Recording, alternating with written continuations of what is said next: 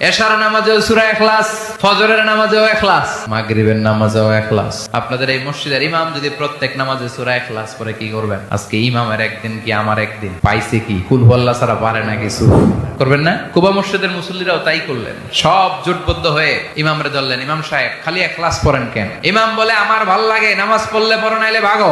কি ইমাম দেখছেন? কারণ এটা বাংলাদেশের সিস্টেমের সভাপতি সেক্রেটারির নিয়োগ দেয় ইমাম না, নিয়োগ দিয়েছে বিশ্বনবী। নিয়োগ বাতিল করলেও করবে বিশ্বনবী, চিল্লায় বলেন ঠিক কিনা? এটা এলাকার সভাপতির দেয়া ইমাম না, সেক্রেটারির বানানো ইমাম নয়, নিয়োগ দিয়েছে বিশ্বনবী। মুসল্লিদের কিছু করার নাই, সব মুসল্লি মিলে বিশ্বনবীর কাছে যায়, যে বলে নবী এমন ইমাম আপনি দিয়েছেন, কুলহু আল্লাহ ছাড়া কিছু করে না, খালি কুলহু আল্লাহ। বিষ্ণু বললেন ঘটনা কি? এরকম করে কেন? ডাকো তো। ডেকে আনা হলো। বিষ্ণু বললেন ঘটনা কি? সাহাবী মালাক, আসলে এমন করো নাকি? করি। কেন করো? কেন প্রতি রাকাতে সূরা ফাতিহার পরে কুল হুয়াল্লাহ ধরো? সাহাবী বললেন নবী এই সূরাটা আমার খুব ভাল লাগে, ফিহি সিফাতুর রহমান, এই সূরার ভেতরে আমার আল্লাহর পরিচয় পাই।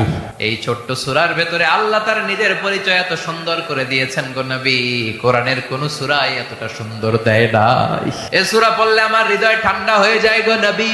বিষ্ণু বললেন ঠিক আছে, ইমামতি বাতিল হবে না, ইমামতি থাকবে, যতদিন মন চায় তুমি ইখলাস দিয়েই নামাজ পড়াবা।